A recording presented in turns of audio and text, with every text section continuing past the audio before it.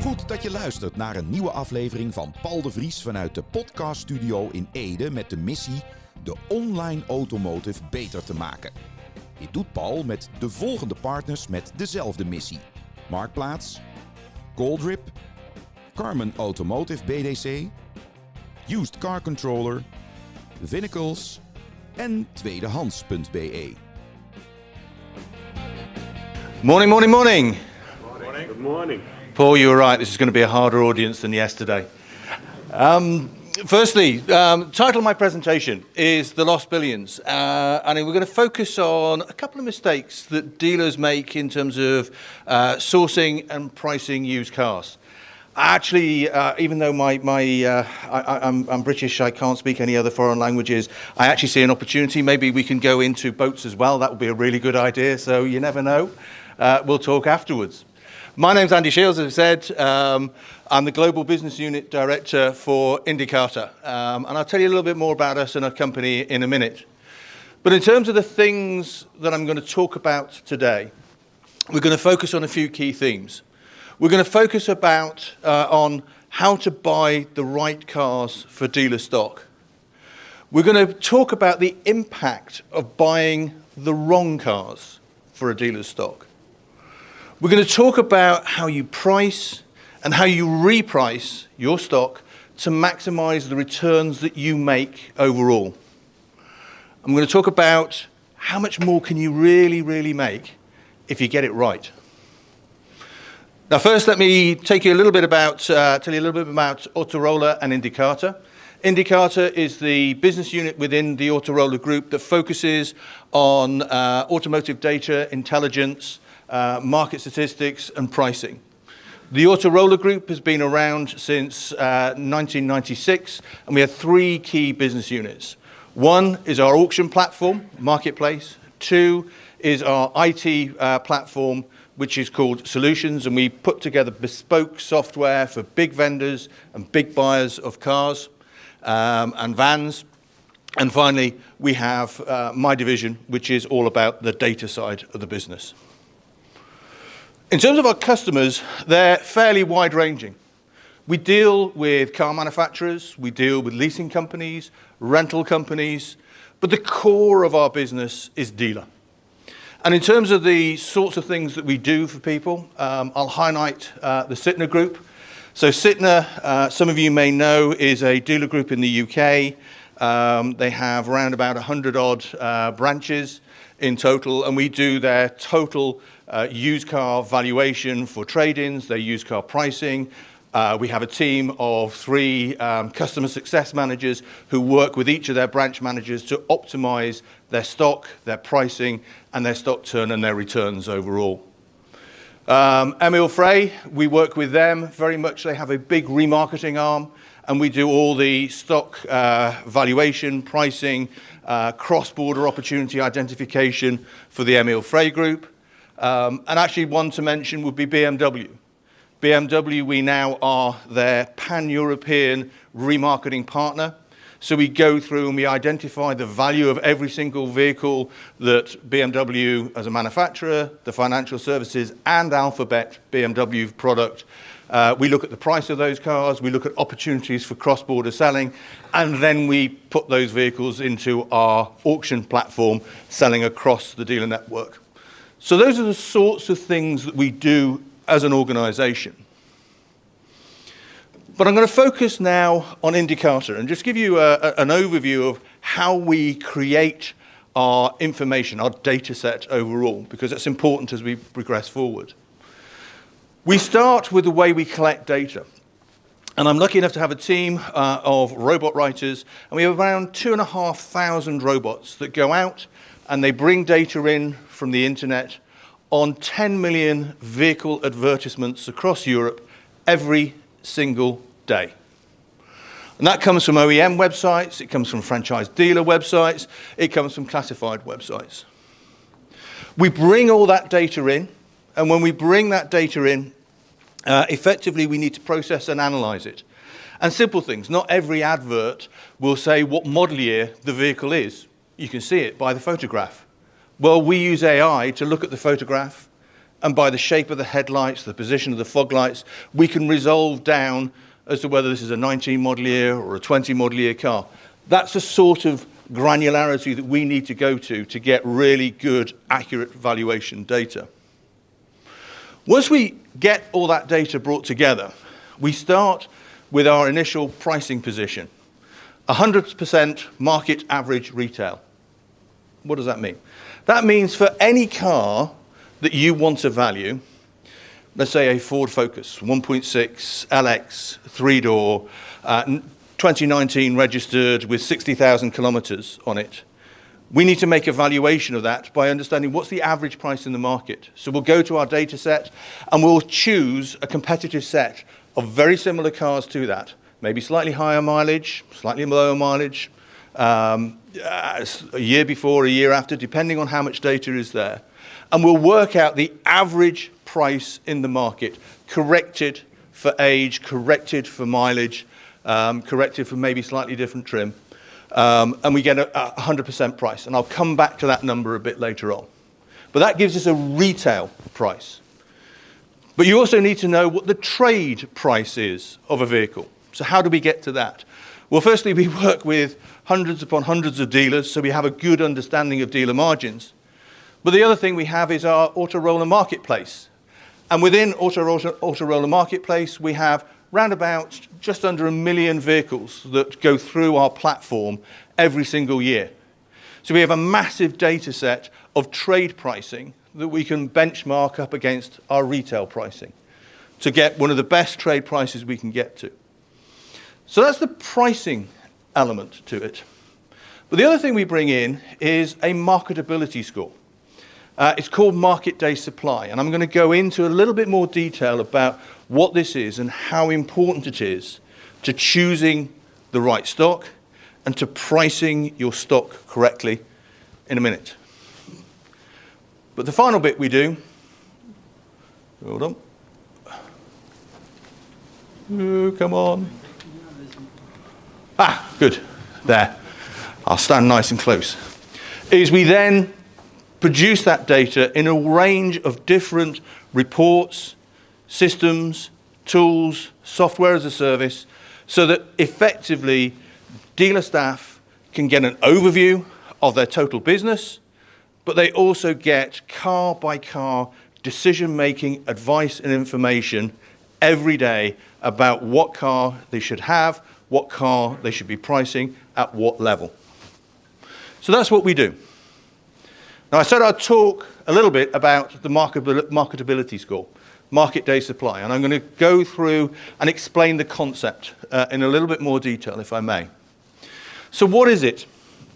Well, market day supply is a way that we can measure the propensity of a vehicle to sell, and hopefully for a better price if it's a good car.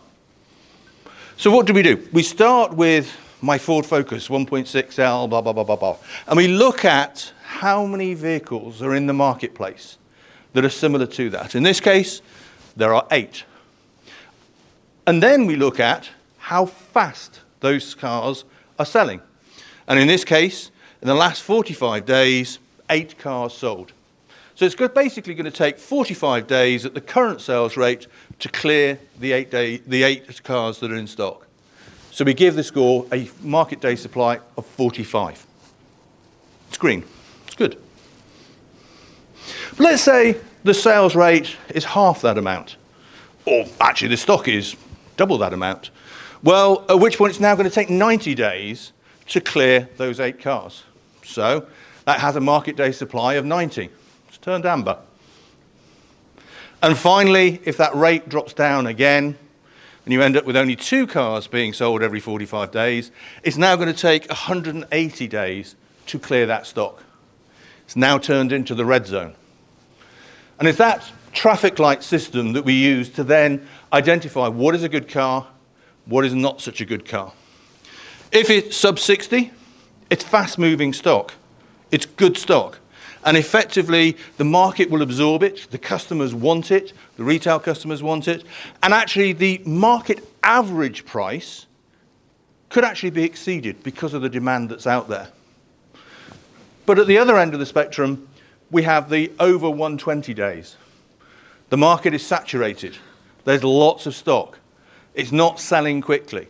At which point, that's not such a good car. It's less likely to sell quickly. And it's also less likely to sell for a decent price. So that's the theory.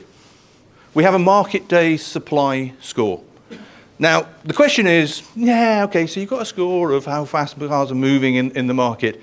Does that really reflect what happens in a dealership? If I buy a car with a particular market day supply, will it fly out the door? Will I get good money for it? Let's have a look at that. To analyse that, we've created this, which is our market day supply report. I can look at 140,000 dealers across Europe to understand how they're performing in a number of ways. And this is a report that we use to engage with dealers to explain how they're performing. It looks complicated. I'm going to go through it simply. This is a German dealer group, quite a big one. And with this German dealer group, I've got lots of information. I can see sales, I can see pricing, I can see stock, I can see many, many things. I'm going to focus on the turntable, the stock turntable. And I'm going to zoom in here. So in terms of this, let me just cover what do we mean by stock turn. Many of you will already know this, but it's the number of times that a dealer's stock will turn in a year. So if you have 10 cars in stock and you sell 100 cars in a year, you effectively have a 10 times stock turn overall. If you sell 200 cars, you've got a 20 times stock turn. But what we're doing here is we're breaking the sales and the stock into the MDS categories. So at the top, what I'm looking at are the best quality cars, those with a market day supply below 60. And at the bottom, I'm looking at those that are the worst cars, those with a market day supply below 120. In fact, I even am looking at those below 160 market day supply. If I look at their number of vehicles sold, it's interesting. They've sold 182 of the very best cars, but they've sold 283 of the worst cars. Theory blown, doesn't work. Well, it does, because if you then start looking at the stock, you see that they've only got 118 cars in stock at any one time that are the very, very best cars. But what they've got is 2,200 of the very worst cars in stock. And what does that mean for them? Well, if you look at the stock turn that they get, the very best cars spinning 18.5 times a year. But the very worst cars, they're only turning 1.5 times per year. So, it starts beginning to show how market day supply is a really good indicator for a dealer as to what cars they should stock. But at the end of the day, this is a German dealer. It's not a Dutch dealer. So within the Netherlands, so the best cars are selling really fast, the worst cars are selling really slowly. Come on. Whee. So let's have a look at some Dutch dealers. I have 10 minutes, I need to speed up. In terms of the Dutch stock turn, average is about 4.5 times. I've got some tables there which are different dealers. I promise you, there's no Ligier dealers there, okay? So, first one is a top 10 dealer in the Dutch market. And what do we see? That same trend, 15, 3.2 stock turn. This is a premium German network. This is either Audi, BMW, or Mercedes. I won't say who, but at the end of the day, you can see from 8.9 down to 1.9 in terms of their stock turn. And in fact, that trend is everywhere. Another top 10 dealer group, a Korean dealer network, Hyundai, or Kia, maybe. Actually, it's not. And then another top 30 dealer group, all having this same trend in total. So let's have a look at the mistakes. Mistake one that's going on here is effectively this German dealer is allowing good quality cars to sell way, way too quickly. Well, how do you mean you're allowing them to sell? Because they're good quality cars. Surely it's good that they're selling quickly. Well, what we do is we look at the pricing.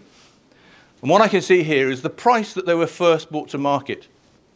So if you remember at the beginning, I talked about a 100% price being the market average. So what's this dealer doing overall? They're selling at around about 99.3. Or in other words, the average price this dealer is initially advertising their cars at is about 0.7 below the market average. That's scary. This is a franchise dealer group or an agency group in the new parlance. Yeah? And despite having huge gin palaces of dealerships and warranties and everything, they're actually starting their pricing below the market average. They're coming to the price of independent traders. That's not great to start off with. But the other trend you can see is that they are not looking at the best cars and pricing them high relative to the worst cars. They're very flat in their pricing in total. And that's a lost opportunity. Surely if you've got a really good car that's going to sell really quickly, you may want to charge a bit of a premium for it. Steeds meer collega's gebruiken Used Car Controller. Taxeren, calculeren, publiceren of auto's verhandelen met je persoonlijke handelsplatform? Met 1 abonnement geeft Used Car Controller je controle over alle kritische gebruikte autoprocessen. Zo maakt Used Car Controller je tot de beste in je vak. Vinnacles, de leverancier van ondersteunende diensten voor de automotive. Denk hierbij aan garage- en fleet management systemen, RDW-diensten, occasion remarketing, voertuigdata en import- en exportdienstverlening. Je online leads opvolgen binnen 30 seconden? Dat kan met CallDrip. Vraag direct een demo aan. So this is where we get into what we call our pricing strategies, and we call it dynamic velocity pricing. Dynamic, which means we change the price according to the market. Velocity, meaning that we look at how attractive the car is and price it according to its attractiveness. So in this report from the indicator tool, you can see for this particular Toyota, we can see the market average price over time beginning to decay. Most cars do that, except when Corona comes along. And we can see the market average price. Mistake 1 is dealers pricing too high and effectively holding it, not changing it. They become more and more uncompetitive and then they crash their price down to try and sell the aging stock. That's mistake 1A. But I'm focusing on mistake 1B, which is taking a good quality car, pricing it way below the market price, and basically selling it way too fast. The car's gone. There's a missed opportunity. Come on, come on, come on.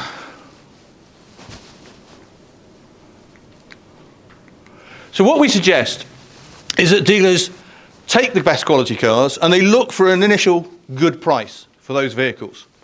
But then they go through a process of repricing against the market frequently. And the worst case, you sell with no losses, but at least you turn the stock over, get a new car in, and go for another high pricing opportunity, rather than that car languishing for a long period of time. But the question is, how much of a difference can this thought process make in the way that you price vehicles? Well, to look at that, we analyse it this way. In the first 30 days, no quality car should be priced below the market.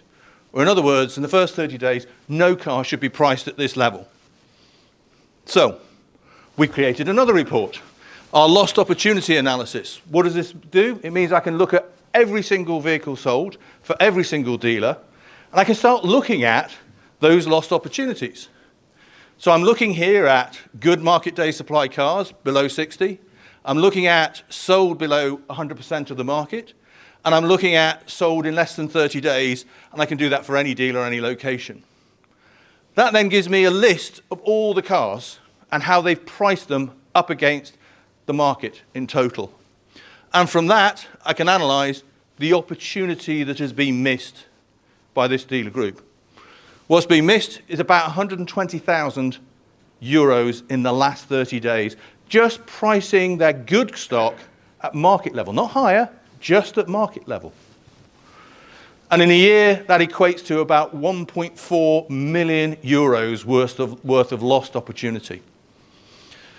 So if I jump back to our dealers here, effectively that top 10 dealer group has missed out 1 million euros worth of opportunity. The network has missed out on the German network 2.6. This dealer, 155 cars in stock, has missed out on 366,000 euros worth of opportunity, just on this one little area of pricing. Korean network, 2.6 million, and this dealer group, 400,000, 419,000. It's interesting, what we did was we then looked at it from, okay, let's have a look at the top 20 dealer groups or dealers within Europe, and what does that equate to as a lost opportunity? And just looking at the top 20, that gave me my first billion of lost opportunity that's out there. That's the scale of the issue. But I've got more. I've got more billions. So if I jump in and I go back and look at these dealers, and I start thinking about them not buying poor quality cars, i.e. not buying cars that are there in that 160 level, not even the 120, just the 160 level of really poor stock. And what happens there? Well, you have your forecourt, you have some good cars on it, you sell them, you buy some more cars, and you buy 2 bad ones. And you sell the other cars, and you buy some more, and now you've got 4 bad ones. And then you've got 6 bad ones. And this issue of your stock getting worse and worse and worse because you're buying the wrong stock grows and grows and grows like a cancer within the dealer stock. So I take that area. I think, okay, what if this dealer bought good quality cars? That's a great consultancy thing. Yeah, just go and buy good quality cars. So I said, no, I'm not going to ask them to buy good quality cars. I'm going to actually ask them to not buy the worst cars, but buy cars which have got between 100 and 120 market day supply. So just at the end of the amber zone, not really the greatest cars, but let's say you went out and you sourced cars at that level and started then turning at that level overall. What would that equate to, just if I put 1,500 euros worth of gross profit against that? Well, for the German dealer group, that's 7 million euros. For this dealer group, 2.8 million, 2.9 million. For the BMW, Audi, Mercedes, don't know, that's worth 12 million. For the independent outlet, 155 cars, that's worth 280,000 euros. For the Korean network, 4 million. And for the dealer group at the end, just half a million. If I add those two elements together, what do we get? Well, for the German dealer, it's 14 million worth of lost opportunity. For this group, 4 million. For the German network, 15 million in total. 640,000 on 155 cars, 7 million on 5,000 cars, 1 million on 355 cars in stock. The scale of the opportunity is huge. And they are just 2 of the key mistakes that are there. We actually have 5 mistakes that we look and analyze in total. So in overall, what do we have? The lost billions is about the wasted opportunities. It's underpricing good stock, and it's holding and stocking poor quality vehicles. Market day supply is a simple way of identifying these vehicles, and it's integral within every single price report and tool that we have. We don't just price, we look at the market opportunity of the vehicle. Good quality cars price initially at a premium to the market. Why not? They're good quality cars. They sell quick. They're proven to sell quick. They're proven to be in demand. Avoid the poor quality stock. It builds and it builds and it builds in your dealership. You have to clear it out. It's costing the European dealer networks billions, yet there's a big punchline. Simple tools and simple strategies can overcome that and make those opportunities become real money in your bank account. Thank you very much. And any questions? Dank u wel voor het luisteren naar de DCDW-podcast van Paul de Vries met de missie om de online automotive beter te maken. Vond u deze podcast interessant? Abonneer dan meteen via Spotify, Soundcloud of iTunes. En deel deze podcast via LinkedIn met uw netwerk. De DCDW-podcast van Paul de Vries wordt mede mogelijk gemaakt door de volgende partners: Marktplaats, Goldrip, Carmen Automotive BDC, Used Car Controller, Vinnacles en tweedehands.be.